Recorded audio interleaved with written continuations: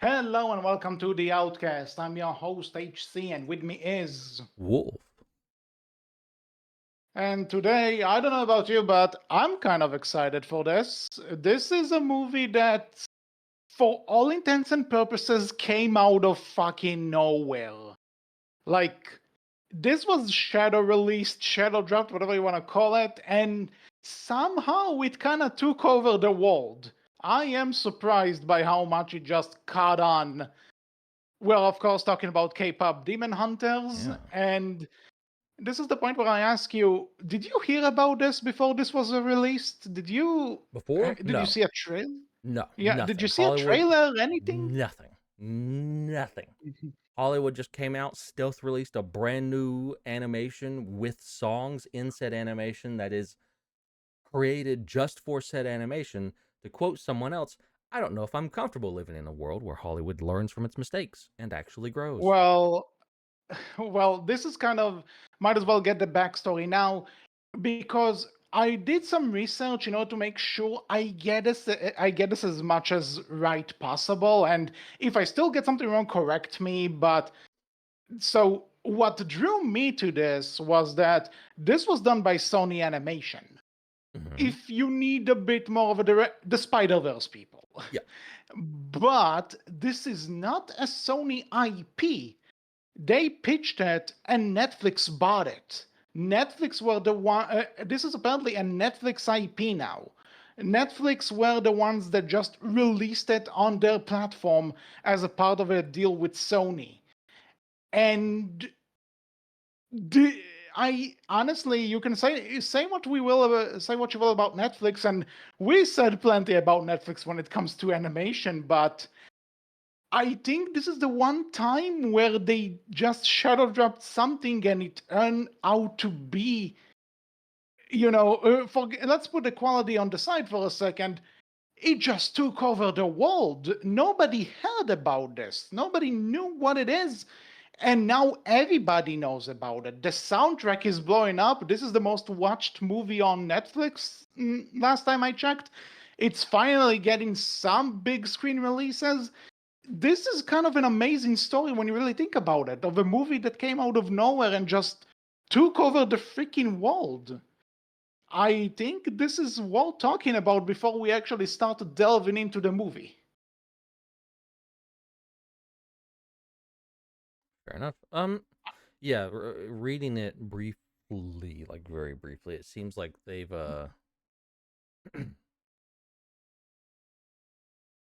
like the deal is like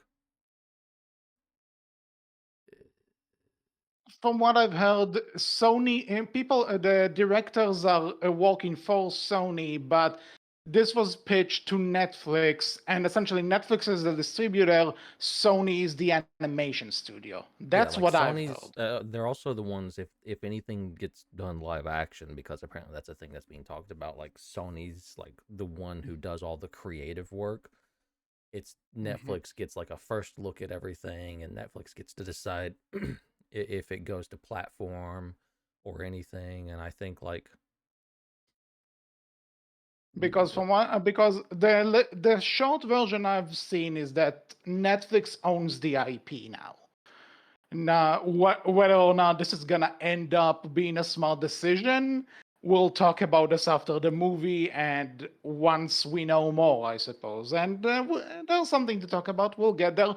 But I think we needed to start by just pointing out how crazy of an event this film is, mhm, because I don't think when you think about this, because this was released alongside Elio, the recent Pixar movie, and people blamed Disney. You barely marketed this. You sabotaged the movie because you didn't market it. Nobody knew it was out, and Elio bombed. A Pixar movie bombed, which is not that rare of an occurrence anymore, sadly. But mhm. this one did not recover. Elio suffered big at the box office.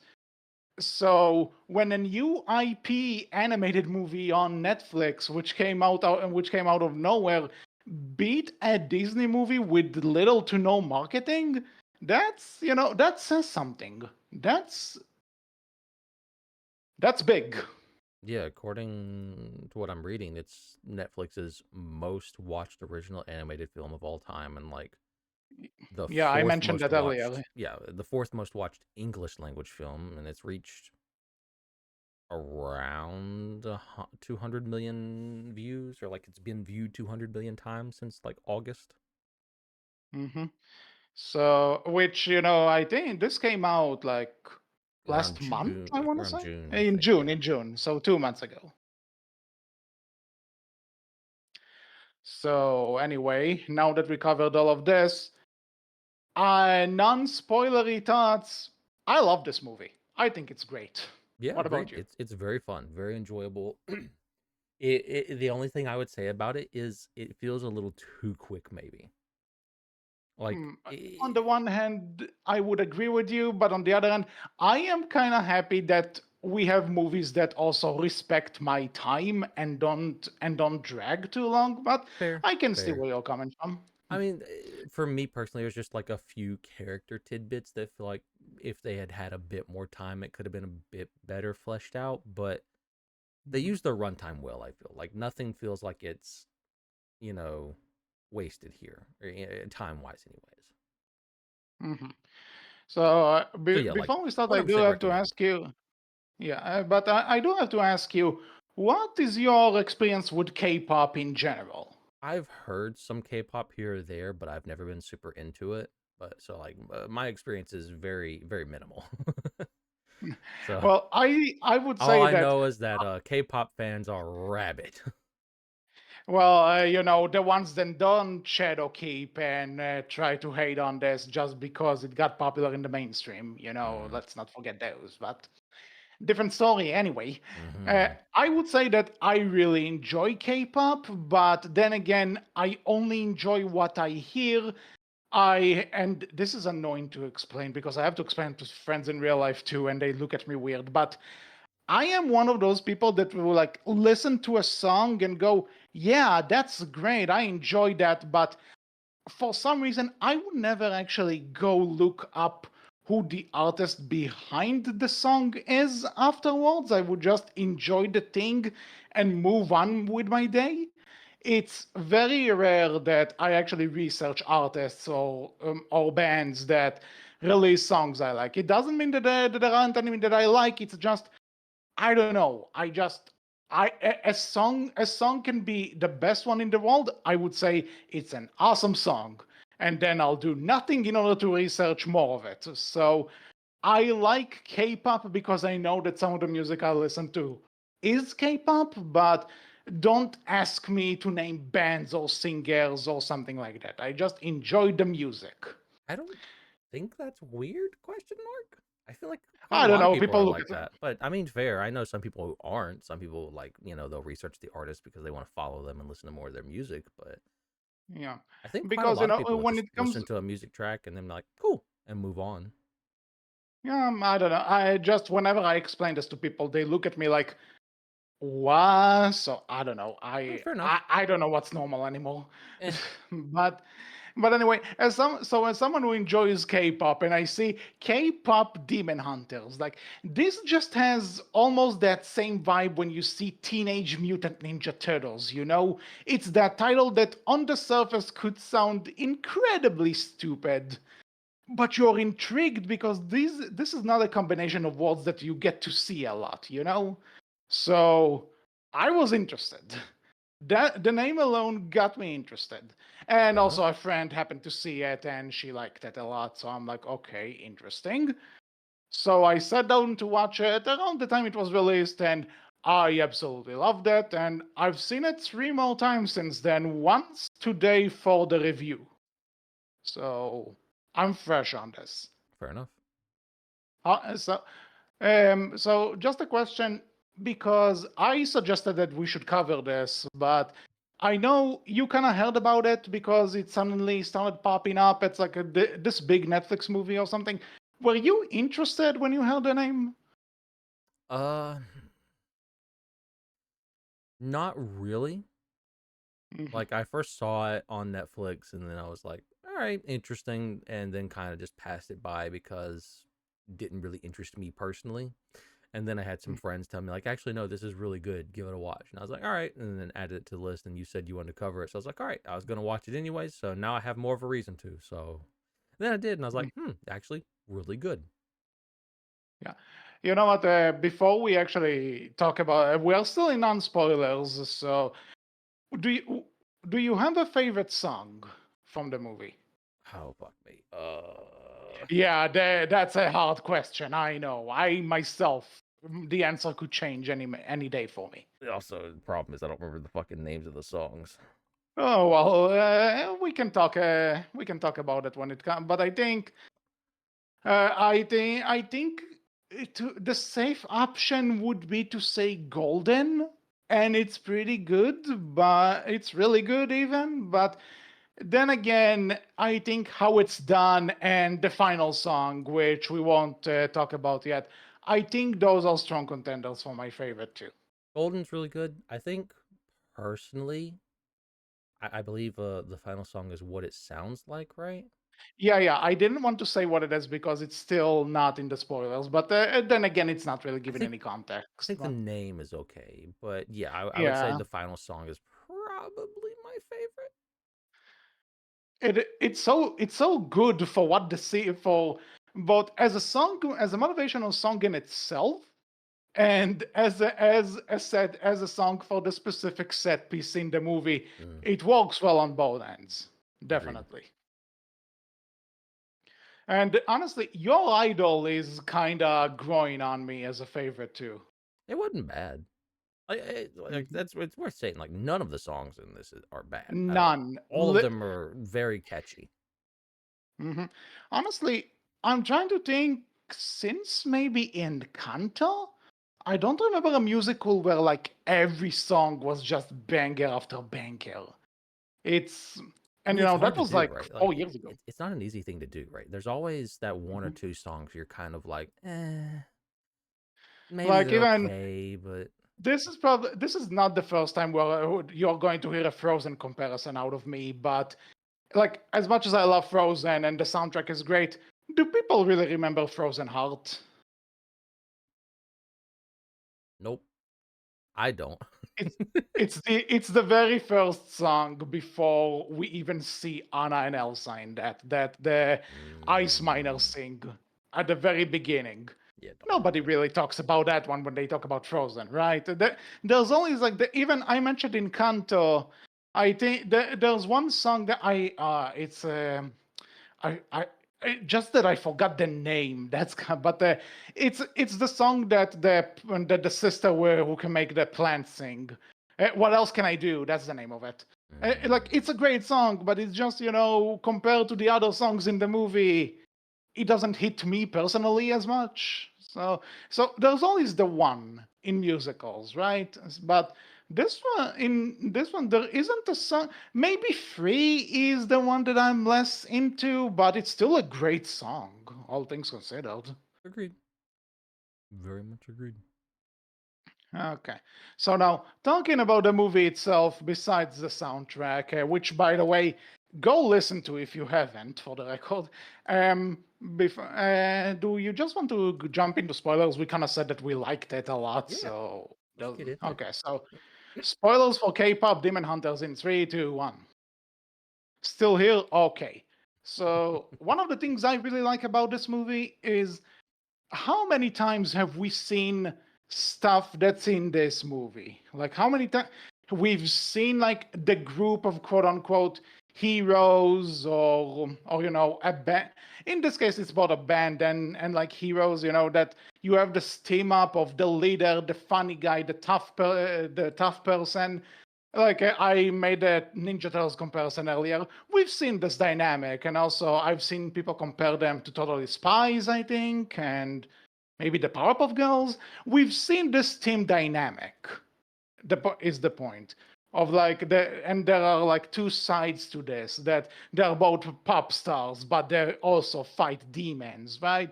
That's kind of a traditional superhero thing that they have their real job and they have the superhero stuff that they do on the side. We've seen musicals. We've seen the enemies to lovers subplot, and what is real, what isn't, all the deceptions, the liars revealed, and the main character literally wears their insecurities on her skin. We've seen these things before. Yeah. But there's how do I describe it? There's this, you can feel that there's love, passion, and just that there's just something that the creators put into this that makes it entirely new than what we're used to. You get what I mean? Well, I think, excuse me, I think some of that does come from the fact that it is just a new idea. It's a new animation, right? And we've just been inundated with remake after remake after remake after remake. We're getting so little Yeah. new nowadays, or it's like, hey, here's the live action remake, and it's like, Well, it's mhm, nice just to get a new animated film, even if it is doing stuff we've seen before. Nothing here is like new per se as far as story and themes go, but that's fine because one, it's a new animation, and as you said, two, there is a love and care here that you can see, like, they did put in a lot of effort to at least do it well. mhm. And not just that, I think they do enough new so that even if it reminds you of something else, you're still intrigued by this. Because again, I talked about those other groups, right? Like Ninja Turtles was the first thing that came to my mind. But then again, I'm a Ninja Turtles fan, so obvious. I mean, like But when you said Totally Spies, it's like when I first saw it, it's like, huh, like when I first saw it, no other thoughts, like just saw it on Netflix and kind of scrolled by it. It's like, maybe I'll add it to the watch list later. Like my first thought was, oh, a Totally Spies thing movie. All right, cool. No, I thought it was a show at first, to be fair as well. yeah, So well, to be honest, the last time I've engaged with something totally spies was back when it first came out, and yeah, I it remember was it was mostly a time. because a friend of mine, and it's also because a friend of mine really forced me to do this. I So never got you into it. know, I just like saw an episode or two and it's like, all right, this is interesting. It's a show, and then just moved on. It might have been great. I don't know. I I just know it I'm pretty exists. sure that. I'm pretty sure there's a cult following to it, and by all means, if somebody listened to this and you like it, good for you. Or it just this is something that came and went for me. Yeah, fair enough. But Fair enough. the point is again that even if we've seen this team dynamic, right? Because we've seen characters like Rumi, we've seen characters like Zoe, we've seen characters like Mira, and we've seen those characters together in a group more often than not. But they do something new with this, and I think what makes it really stand out is that for one, they are not related in terms of blood, like they're not sisters, and also that they are kind of co-workers, but they are also found family. And just even if they're not sisters, there is this family vibe to them that they know each other so well and they are willing to sacrifice to be there for one another. And they just have a really good chemistry with each other that you don't really care if it reminds you of something else because there's just something special about those three, even if you can't really pinpoint it. Fair. So take it you agree with me. Yes, very much so. Okay. So we have these awesome characters who, for one, all great singers. But this is the one nitpick I have with the movie, and tell me if you agree. It's really obvious that the singing voices are not the speaking voices. Yeah, no, you can tell. Like there was a little bit, I feel like at the first of the movie where it was a little bit harder to tell, I think, where it matched up like just enough that I didn't quite Like catch on at first, I'll admit. But then Zoe, I would argue that Zoe is the one that sounds the yeah, closest to Zoe between the two. and then Rumi at first did, and then like there's a certain part of the Mhm. movie, I forget where, that I believe it was in the first little bit, the first song. It's like, oh, okay, definitely not the same actor singing as the actor playing. Okay, And Mhm. like and and like Mira is the most like obvious one. yeah, Mira is the most glaring. Which, and to be fair, no disrespect to the singers Mm-mm, mm-mm. whatsoever. They are all amazing. It is this nitpicking thing that I have where where it's just you can tell that the singing voice and the speaking voice are not the same person. It's just something that if I notice it, it's going to bug me. But That's fair. otherwise, no complaints. Also, Again, I it's a was nitpick, sure. I right? was I was sure that Mira's speaking voice was Stephanie Beatriz because it sounds exactly like how she does Rosa in Brooklyn Nine-Nine and Vaggie in Husband Hotel, It but it's not. That's where it sounded so familiar at. You're right. It But sounds that's the so thing. familiar. It does. But but that's the thing. It's not her, No, it's which is Mei Hong, I believe is her name. yeah. But honestly, if you need Stephanie Beatriz but you can't get her. She can do it. That's basically the voice. It's like because I Yeah. was thinking right when I was like, man, she sounds so familiar. I would swear I've heard her before, and I looked it up. It's like never heard of her before, but she does sound Mhm. so familiar. And now when you said uh, And I her, said Vaggie. yeah, that's when it like clicked. I was like, oh, that's where it sounds familiar. You're right. Yeah. Mm-hmm. Binging Brooklyn Nine-Nine has its benefits anyway. Mhm.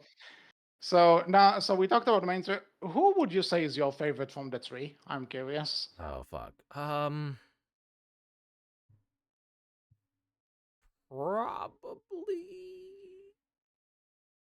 it's very close between I would say Zoe and Rumi, right? hmm I thought you were going to say Rumi. I personally Zoe is my favorite. She's hilarious. That's fair. And also, I think because she has this, they imply that she's the youngest, so she has this kind of naivete, but you can tell that she's also super sincere, and her energy is cracking me up. Whenever she has, I have a notebook full of notes. You do? Actually, only one. Actually, I have 27, but there's just this energy to her that's really cool. And also, I think she has the coolest weapon, personally Mm, because she can fight at close range and long range. fair enough. Mhm. So yeah, so these are the only the girls. Question: Is Bobby the MVP of this movie or what? Fair. Not no, I wouldn't disagree. Mhm. Like this guy is just considering everything he has to handle between just managing these three and having to manage a band and to see and to have it all kind of shatter but then getting it back. Like this guy is handling with a lot. Like people who manage celebrities deserve all the raise they can get. And but I also like that there's no like power dynamic between them. Like they actually respect Bobby. I really like at the start when he booked them a vacation. They're like, "No, we're just gonna go home, but you enjoy it. Enjoy the place that you booked." And he's like, "Okay, awesome, thank you." No, my favorite moment with Bobby was definitely when they're talking about like creating Takedown the song and everything. He's like, "Love the energy. Maybe we don't make it so hateful, but hey, Yeah, I like. No, he's like, I don't get what's this talk about demons and stuff. They seem like nice people, but I love the energy. yeah, Keep it there. it's so Yeah. great." Mm-hmm. Yeah, so Bobby is MVP. Now I guess we are moving on to the Soldier Boys. I just love how there's one. They confirmed that the guy who has his hair cover up his face, the model has no face. Interesting. I just love that they went out of the way to confirm. Yeah, he literally has no face. It's just hair covering it. That's hilarious. So but now the interesting thing with the Saja Boys is that they are kind of the thing that I think makes this movie work in this weird way because when I heard K-pop Demon Hunters, I'm thinking I thought comedy. I thought this is a comedy, and it starts out kind of like in a comedy parody way. You get what I mean? Yeah. Like that the stingers are missing their flight because the demons are hijacking the plane, and then as they are kicking their asses, they also have time to sing and to prepare the ramion. Is that what it's called? Uh, to prepare that ramen thing. Oh, And ramen. then Yeah. they also Yeah. jump, You're yeah, right. and then they also jump out of the plane and fight them in the air in order to get to the concert. It's like this is a very lighthearted, very lighthearted, very fun parody of like what a superstar life is like, right? Yeah. But and then you get this this plan, completely ludicrous plan, right? For all intents and purposes, this is a ridiculous plan of you want to get rid of these girls, you need to aim for their freaking fans. How do you aim for the fans? You start a demon boy band to take over the fans. It's absolutely fucking ridiculous, right? Like I showed the movie to two friends of mine. When they started doing that in the demon realm, that's it. They started laughing. They knew where this was coming. They knew where this was going. They couldn't believe it was going there, but it was going there. It's hilarious, isn't it? No, fair. It is.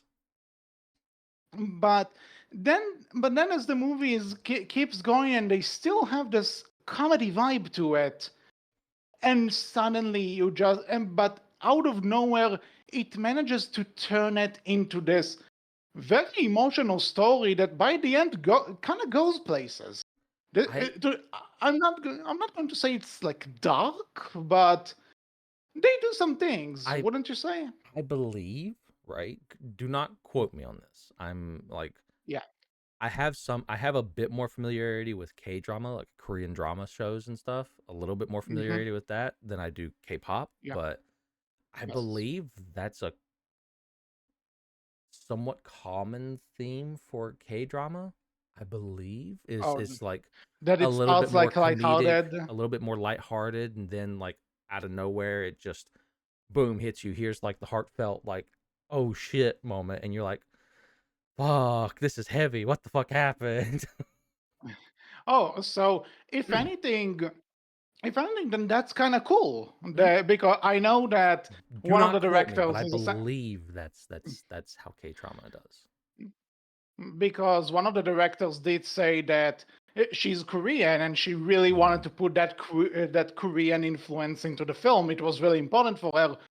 So maybe you're right. I don't know. It makes sense considering the tone. yeah, no fair. But and the other thing I like is that when the drama really hits, when you get to the point where the demon versions of Zoe and Mira expose Rumi on stage, and Mm, then the real ones see her with the patterns, and they are actually like, no, stay back, you're a demon. If you come near us, we're going to freaking end you.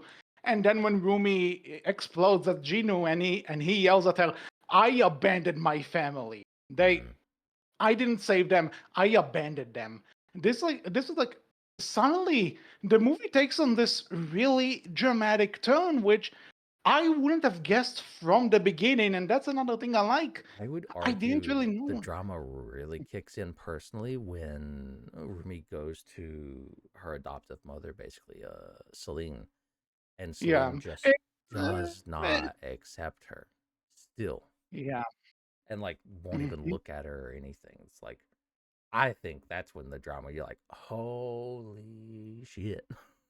I think like this is like the peak of the drama, No, fair, but fair, fair, there's like a setup to it before, I fair, think. fair. And and there's also interesting you mentioned that with Celine, because when Rumi's voice starts to break a bit, and they ask maybe we should go see Celine about this, and they kind of joke around. It's like, no, we know what you would say. We are huntresses. Voice is strong, and they make fun of her, and you're like, oh, okay, this is like a cool bit of like the kids, kind of like the kids making fun of the parent figure. It's kind of like that. But then you get to this scene, it's like No, they were right. They might have been joking, but no, this is actually what happens when Rumi actually confronts her about the problem.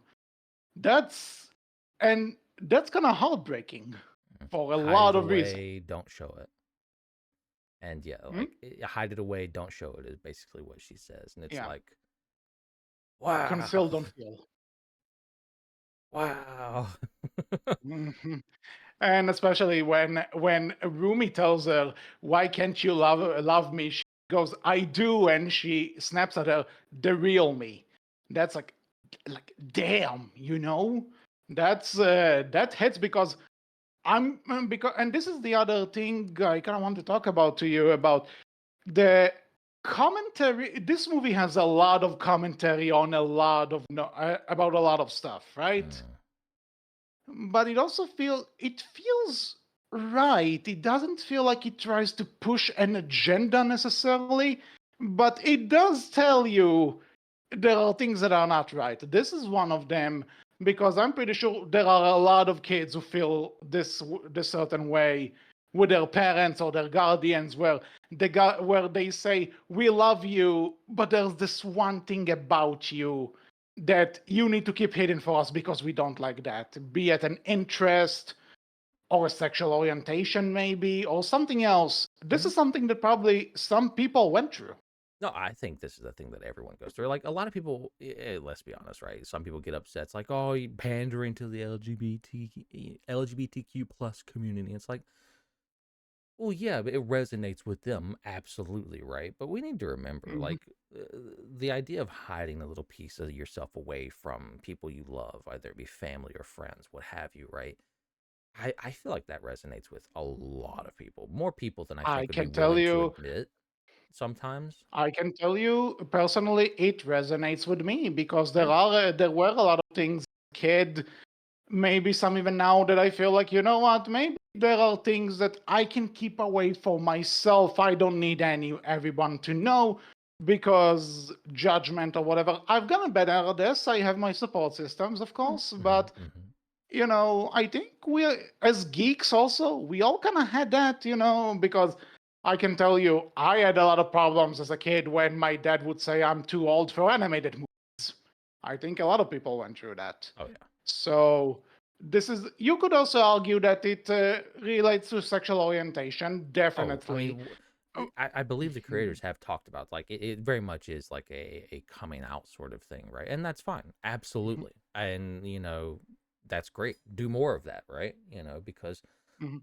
again, it resonates with them so much because LGBTQ folks are a marginalized group, have had a lot of problems where parents or friends or what have you just like, yeah, no, don't like that and just won't accept it or judge them or actively hate them for it. Yeah, But I have some friends who had to deal with that, and it just sucks to say the least. But 100%, right? It isn't just a theme that can relate to just that. It's also a theme that, again, as said, right? I think we've all, or at least more people than would be willing to admit at times, have had moments where I fear how I might be judged if I reveal this thing. I feel people might judge me. I fear people might make fun of me. Anything, right? So I'm just not going to talk about it. I'm just not going to say anything to them. And you have to hide that little piece of yourself away, and that's not healthy. That's not good. That's not enjoyable either. hmm I definitely relate to that for a lot of reasons. So yeah, like But it's yeah, and again, like this isn't a theme we haven't seen before. Like again, I was everything this about to does. say, I didn't really think about it until people made a comparison, but it's kind of the same thing that Frozen did to some degree. Mm, You know, the iceberg, but instead of she's half demon, which in itself I've heard is also kind of commentary on on like mixed marriages where the mom is from mm. one place and the dad from another. I think that's also something that's important to see. Yeah, I would I don't know enough about like the culture and everything, right? I wonder if that is considered an issue over in Korea, right? I'm Like not if it necessarily was sure with about them, Korea, maybe. but but I think with the way that Well, people not to even get it. where I live, Mm, mixed marriages still like at times you get a little bit of judgment, right? So it's and that's where I mhm, live, right? So like it's not yeah. an uncommon thing anywhere. Let's be clear, right? Mhm. But It's not an uncommon thing, but as someone who, I have some friends who, who are kids to, mixed marriages. I met some people who are in the. There's always seems to be this thing that, like, if someone doesn't like something about it, they'll say, "Oh, that's because the father is from that place," or yeah, "Oh, the mother is from that place." People would always look for something to judge. So, and that's where those things and oftentimes come from, I right? don't know about Again. you, but I've definitely heard like kids who have that mixed heritage, right? Have Mhm, like definitely been like things that where they have talked about like, hey, I don't feel like I belong in either group necessarily, right? yeah, I feel I completely understand that. Yeah. like separated from both sides of me basically. And so Hmm. yeah, I could absolutely see this being like a bit of a story element to like, hey, mixed race people and mixed race marriages, right? Hmm. And again, the one thing I like about it is that all. uh you died on me. You want to repeat that? HC, hello, are you dead? Is that okay? Hello, you're back. Can you hear me? Yes, I can hear you now. You died on me. Oh, weird. But Weird. what I started say. Wait. Now you're laughing. What's going on? No, no, it was just funny that you just weren't allowed to say what you want to say. Go for it. Now's your moment. Okay. Up, it's our moment. Anyway, so Boo. yeah, don't boo me. It's a great song. But so all we really know about the idea of like mixed marriages in this is that Rumi's mother was a huntress, her father was a demon. Mhm. That's it. That's all we know. You can figure out the details yourself, and this is something that I like because it does show that obviously it kind of says that maybe her dad wasn't all that great, but who knows? We see that because obviously, let's be honest here. As much as we say that it could be a coming out allegory, Rumi and Ginu are totally a thing. Just because they don't kiss, the romantic subtext is not a subtext. It's there in your face. But Oh no. it Yeah. also kind of but it kind of shows maybe Rumi's mother wasn't all that perfect either. Who knows what the story with the dad is, right? It can, but this is something that they kind of leave to your imagination, and I like. It's not something that they delve into or give you a tragic backstory for. These are the facts. And Deal with it. I mean, maybe this is just me, right? And this is something we'll talk a bit more about in when we Yeah. get to like the future of K-pop Demon Hunters and what might be Hmm. coming. But I don't think it's something they should necessarily answer because yeah, the dad's a demon. Like, yeah, I don't think there's any satisfying way you can show like the dad and her mom and that story and how that happened and came to be, right? Without Hmm.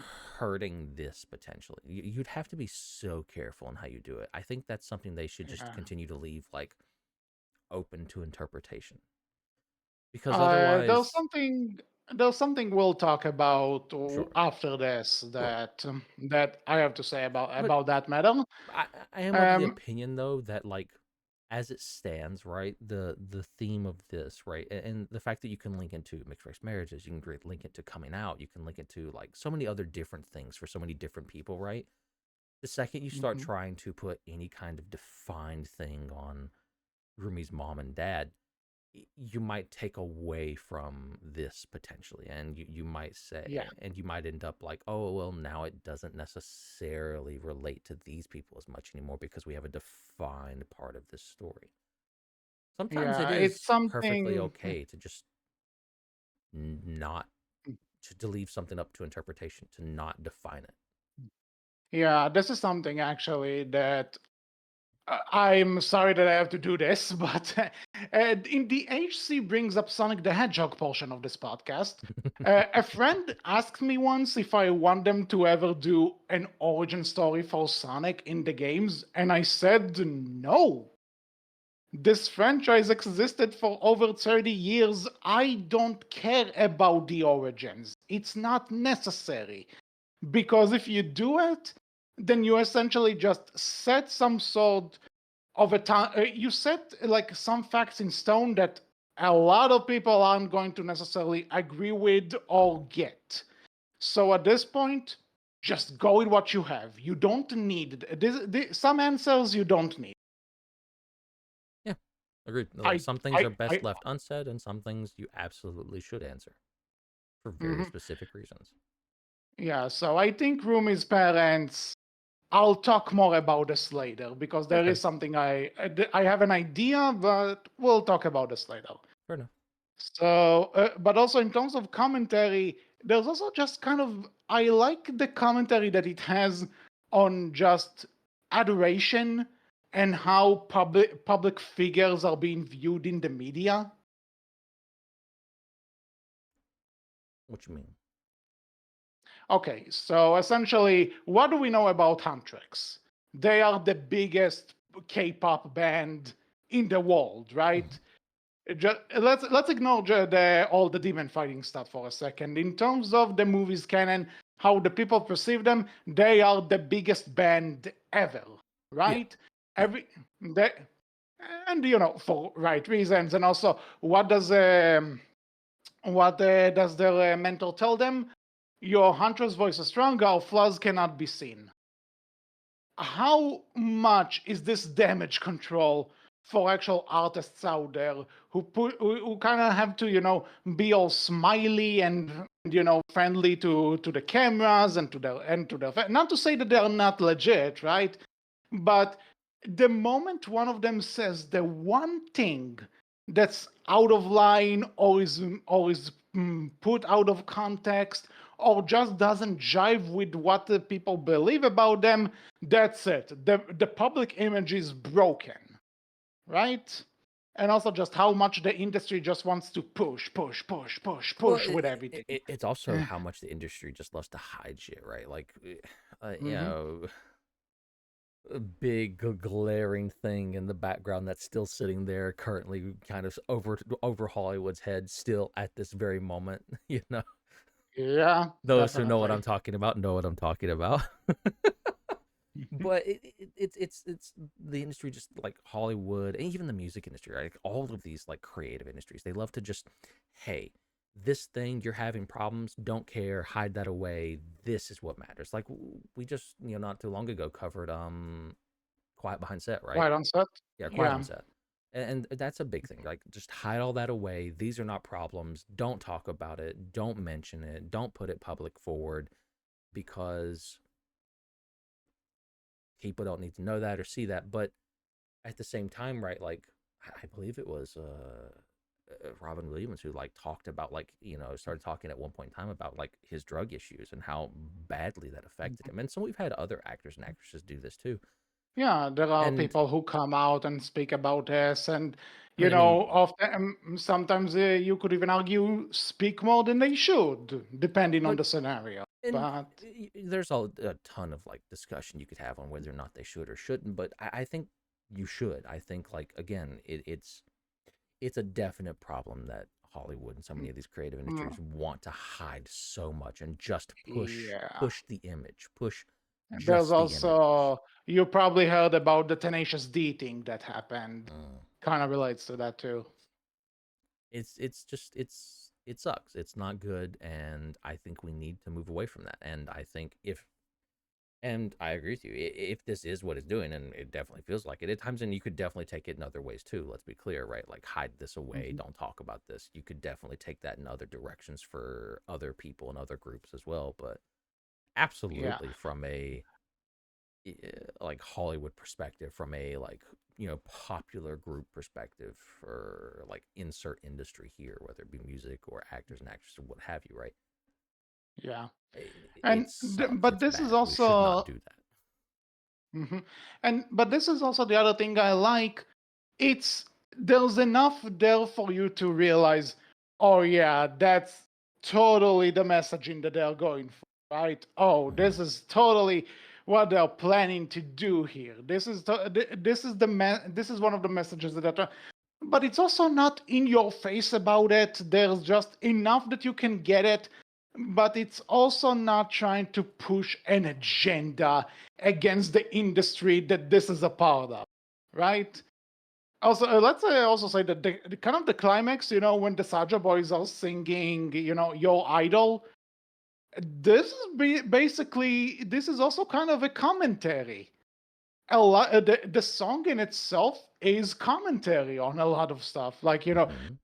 because they talk about all your problems, forget them. We are going to provide to you, we are going to provide the comfort that you need no matter what kind of tough shit you're going through, right?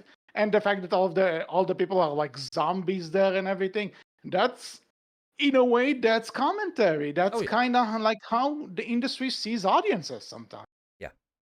Again, like and like you're saying, right? I love that you can see the commentary there. You can pick up on that, especially the more familiar you are with some of it.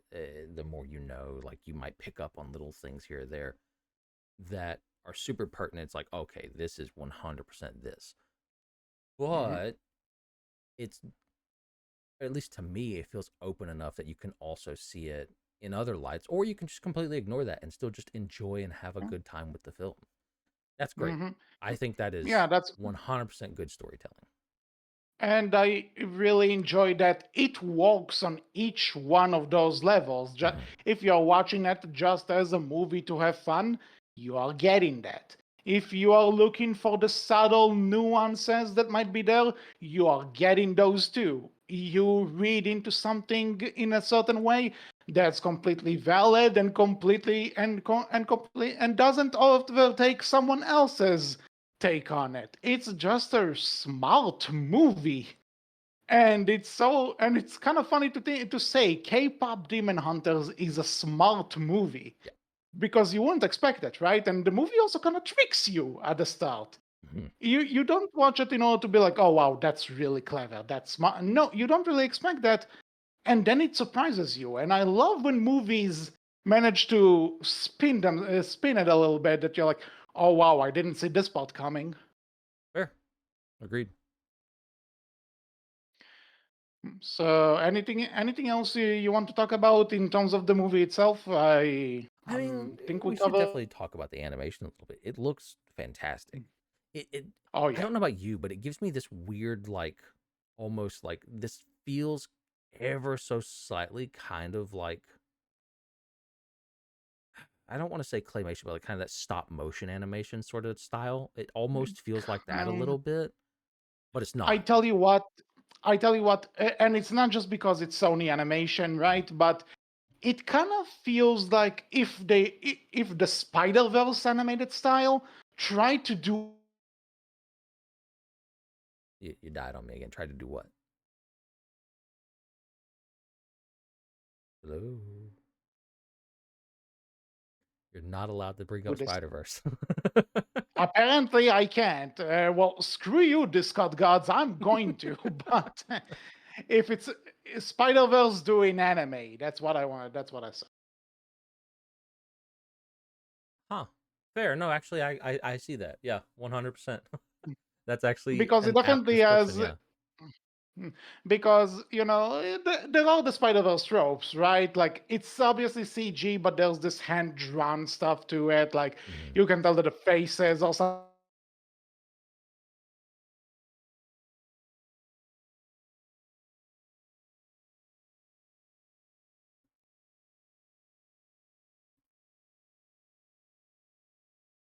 Hello, audience. This is me. I'm sitting here quietly waiting for HC to come back. He'll be back in just a minute.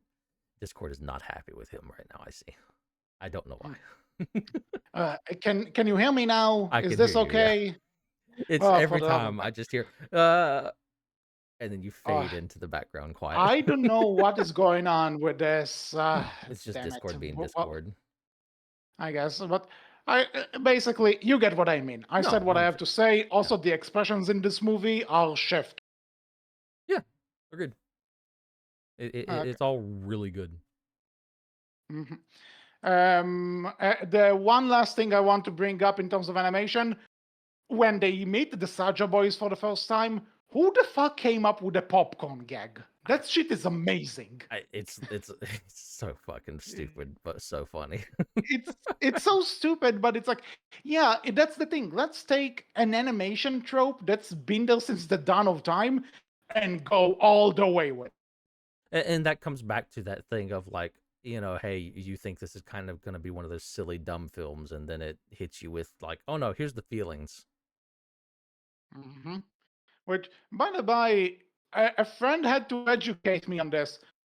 When Rumi and Ginu first meet, and she falls down, and there's this slow song playing, and then he just apparently this is a parody of a drama where Ginu's voice actor was in.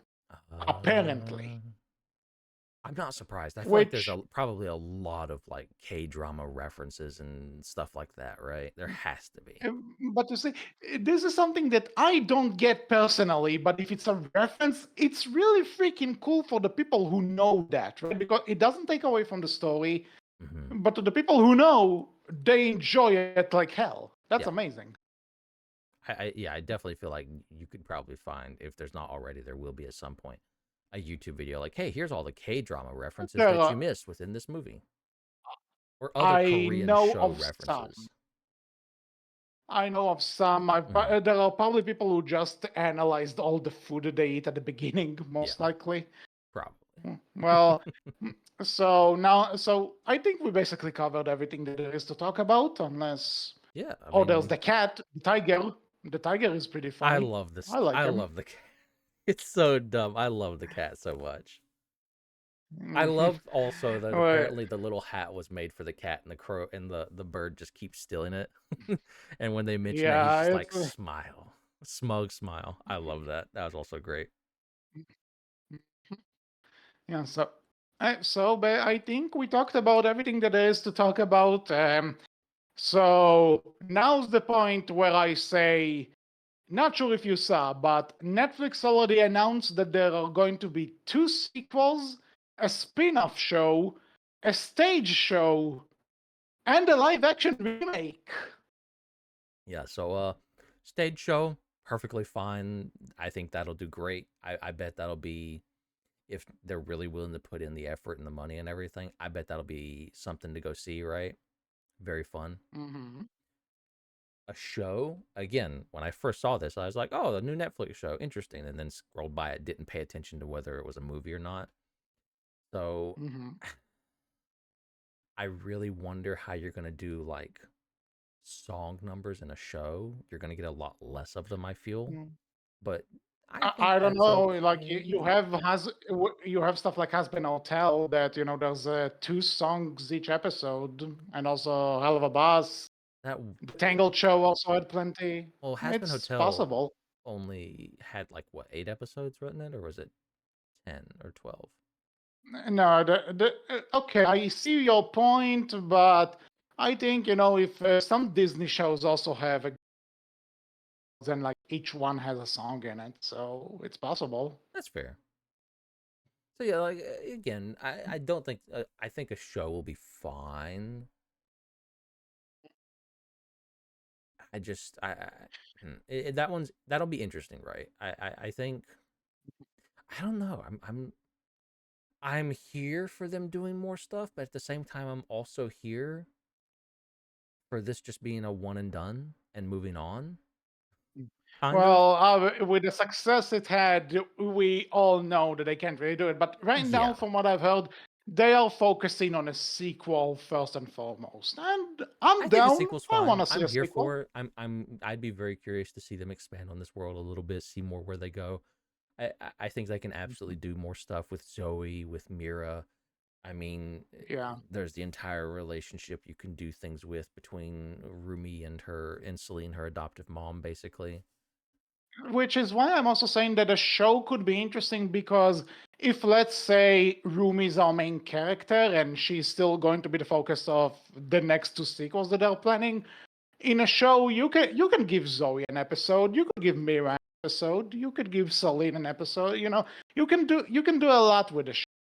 So the one downside I'll say for a show right now is budget, Well, because you can't keep this type of animation for a full-on show. That's a lot of money. fair, unless you do like a lot less episodes. But at the same time, my other worry would be right for a show is that will the stories be as compelling in a way, right? Because like we've heard us talk about it here when we talked about the story for this one. Like there's so much you can do and read into all of this, right? And like there's so much in-depth stuff here for something that isn't doing anything necessarily new. Can a show keep up that level of effort and quality, right? It could, It if you get could, the right people, and that's the big question. Out of all those projects that they announced, who's to say that the show isn't going to be the thing that they'll just be like, give it to a studio, give it to someone, do whatever you want, no creative control. it's fair enough.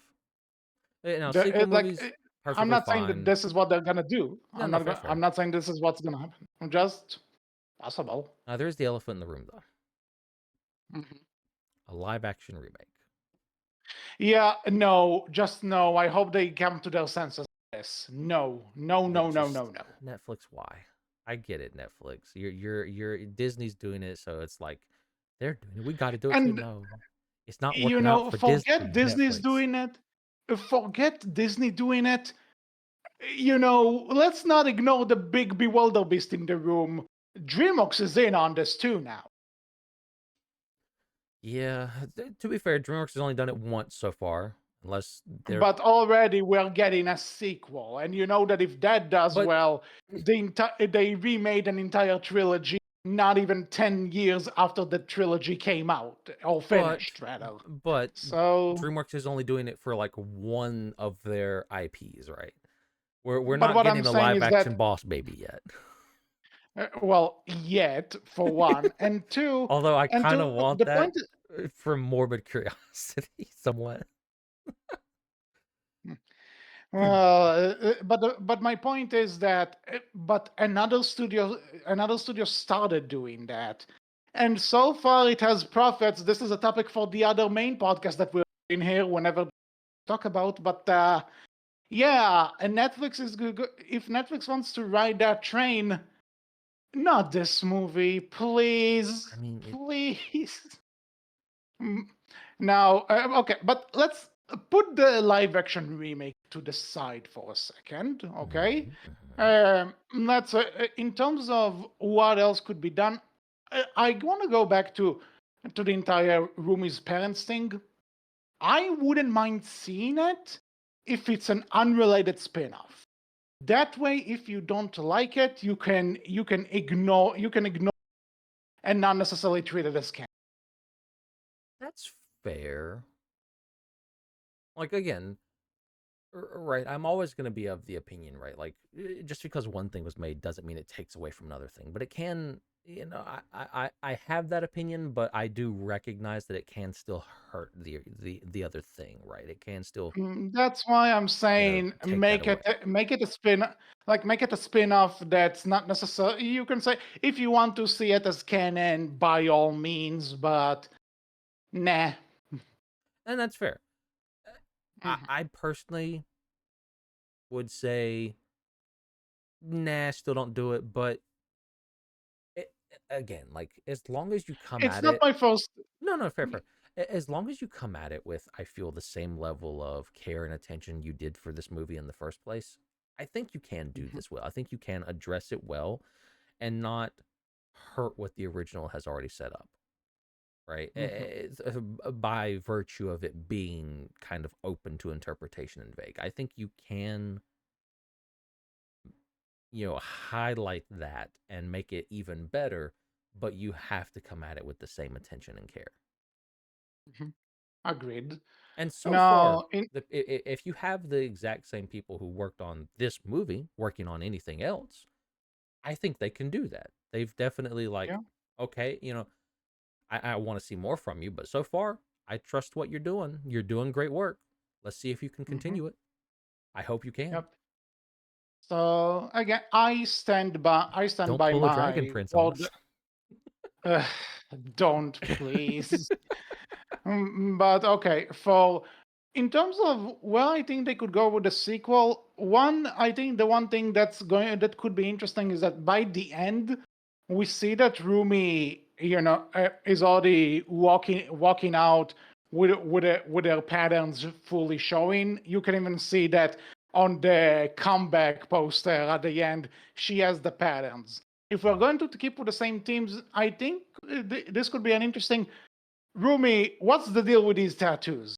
And she's always kind of like she can't give away her cover. So now this is because again to keep up with the theme of how we perceive stars in media.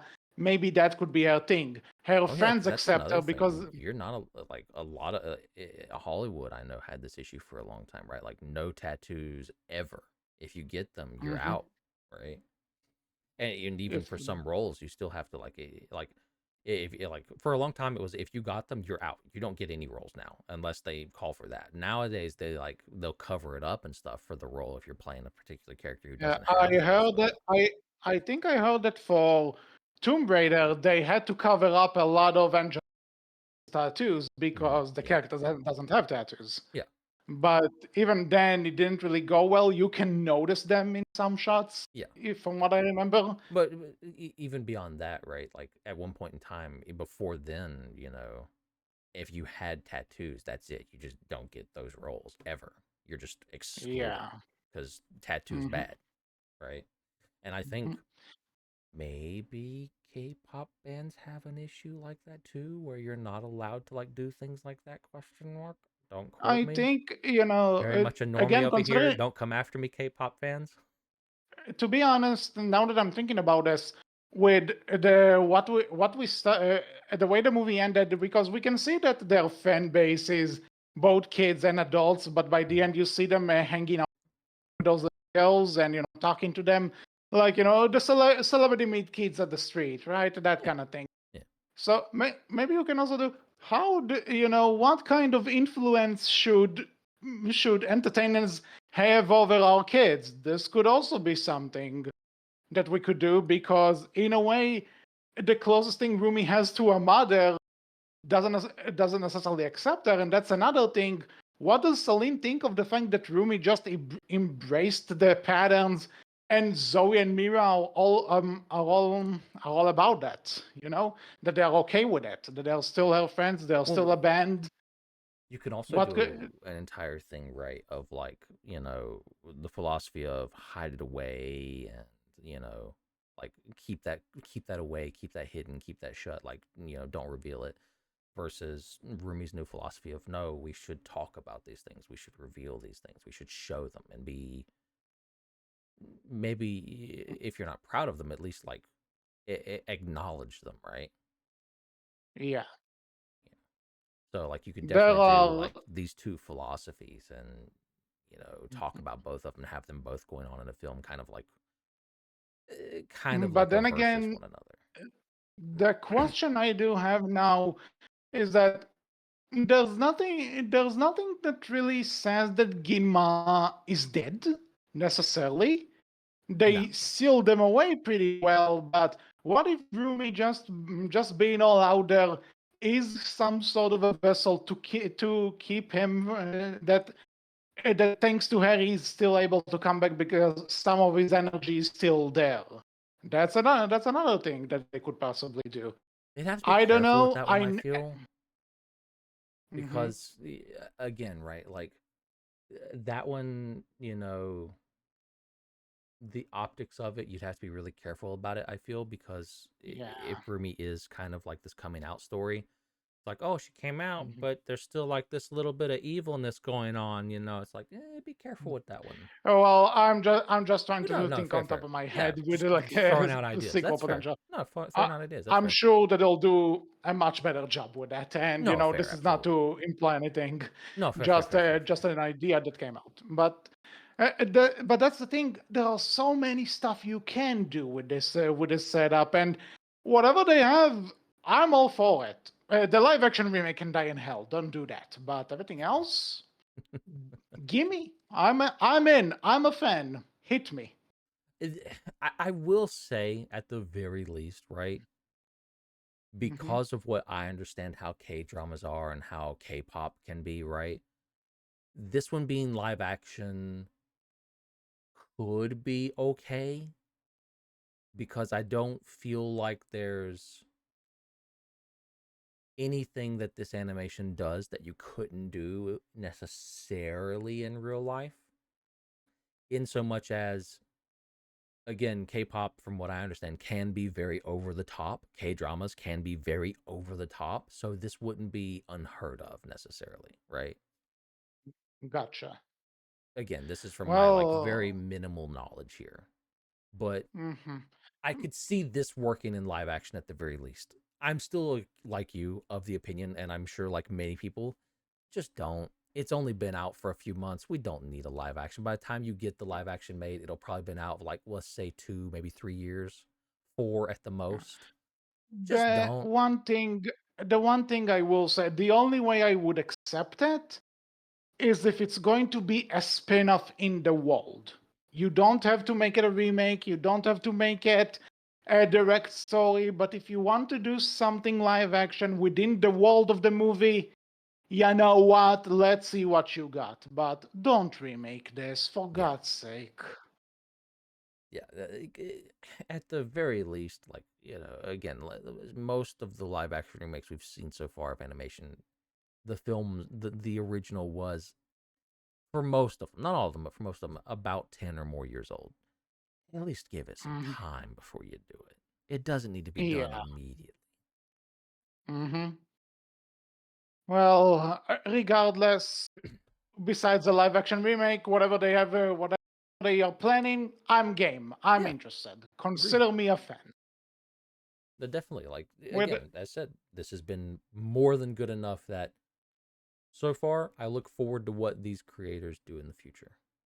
the one thing I am kind of dreading though, and this has nothing to do with the movie itself, but I mentioned Frozen.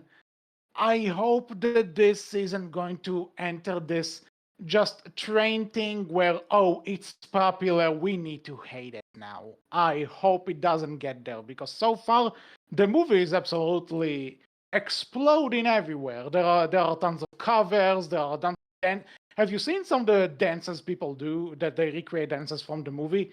That shit is awesome. I'm not But surprised. but I just hope that just because it's kind of everywhere now and you keep hearing about it, I just hope it's not going to fall into the Frozen trend of, oh, it's popular, we need to start hating on it now. It was never good to begin with. I can pray that it's not gonna get. Hopefully. I don't think this will. I think it's, again, more than fun. That's probably going to happen to some degree because people love to hate on things, right? That are popular. But I think this one will stand that test, that test of, of all that, and be fine. Huh? I think it's good We enough. shall see. I think we'll see, and I'm also very much aware that we're not going to get this sequel for like another maybe 4 years because of how long animation takes, and Mm. they need to come up with a story and everything. So that sequel is a few years away. Yeah, from the So way I understood it, from what I read, like they're just in, as of right now, just in the talks of like, hey, can we get like the creatives for the first movie to come back on? And like yeah, they're that's working out a deal exactly what for I that. mean. So Right long now ways away. they are negotiating with the directors from what I've heard, and Yeah, the yeah, directors are interested. It's just that they need to find, again, negotiations, finding the story. These are processes, yeah, so it's going to be a while before we see the movie come out and before we even get a release date. yep, But I'm hopeful yeah. that this could lead to great things because this is a gem of a movie. I absolutely love that. If they have more in them, bring it on. Agreed. So that's all for this episode of the Outcast. We hope you enjoyed it. What do you think about K-pop Demon Hunters? What is your favorite song? What do you want to see them do with this planned franchise now? And tell us why you also think that the live action remake is redundant. You can tell us all about it in the comment section below, on our Tumblr, which is Berkcast Team, and on our Twitter, which is Berkcast with a capital B, capital C. So until the next episode, I was HC. I was Wolf. And we will see you all next time. Take care. Bye bye.